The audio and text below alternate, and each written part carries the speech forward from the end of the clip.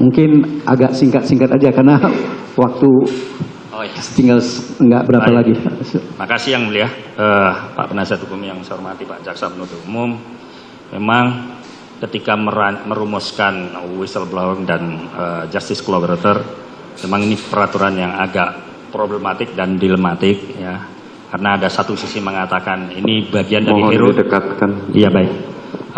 Ketika menyusun persoalan whistleblowing system ataupun justice collaborating, ya ada pandangan yang bersifat klasik dari ABC Australian Broadcasting itu Quentin Dempster, dia mengatakan bahwa para JC itu kalau diibaratkan di Indonesia itu seperti ini, tuh pemukul kentongan atau peniup fluid. Itu filosofi yang dibangun. Yang saya melihatnya ada semacam PCP, participating cooperating person. Bagaimana seseorang berpartisipasi dalam tindak pidana. Pada saat itu yang didengar oleh Ricky pada saat masuk di ruang itu adalah jongkok. Sementara kalau kesaksian saudara Richard tembak, tembak. Jadi berbeda, itu penyebabnya secara psikologi kita tidak tahu fakta itu.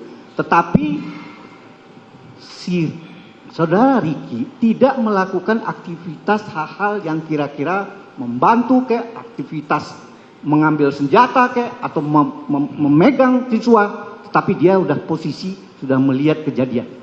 Bagaimana menurut ahli, apakah unsur, kalau tadi dibilang pertama masalah kesengajaan dia udah menolak, sekarang unsur ikut melakukan, bagaimana ahli melihat?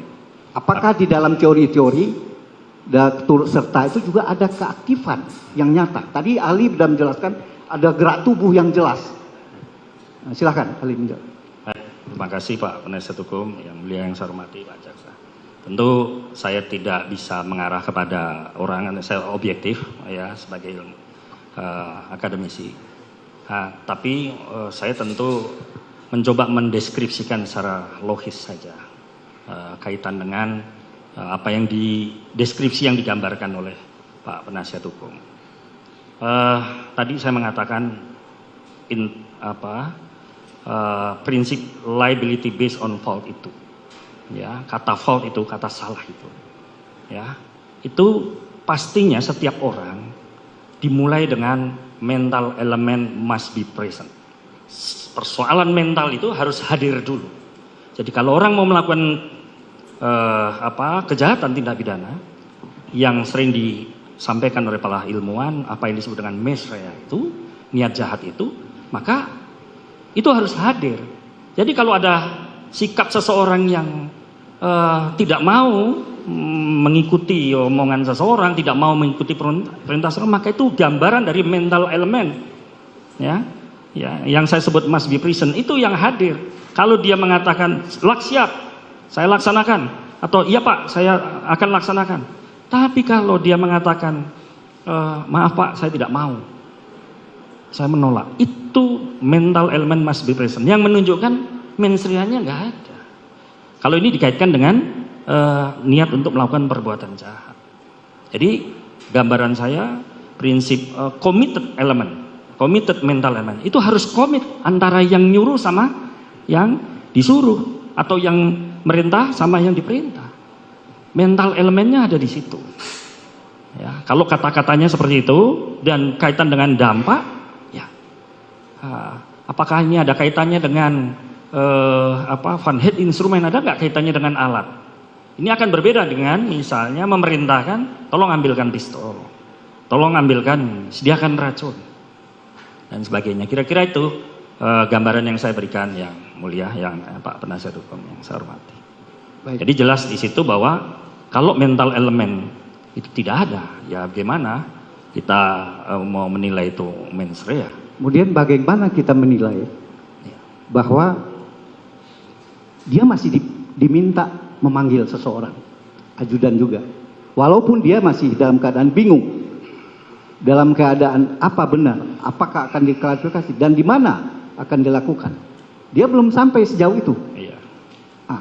Kondisi dia memanggil itu, dan kebetulan kan dia juga masih anak buah, pegawai. Apakah itu merupakan bagian dari aktivitas dia membantu atau apa? Gitu? Ya saya rasa tidak Pak. Jadi saya sebutkan itu mental elemen itu kaitan dengan causa and effect tadi. Penyebab yang menimbulkan efek enggak? Ya, nah, saya memberikan contoh tadi apa bentuknya Van Hand instrument itu alat apa yang diminta yang punya dampak terhadap kematian. Kan ini kan tuduhannya kaitan dengan kematian. Gitu. Jadi secara instrumentalis itu tidak, ya.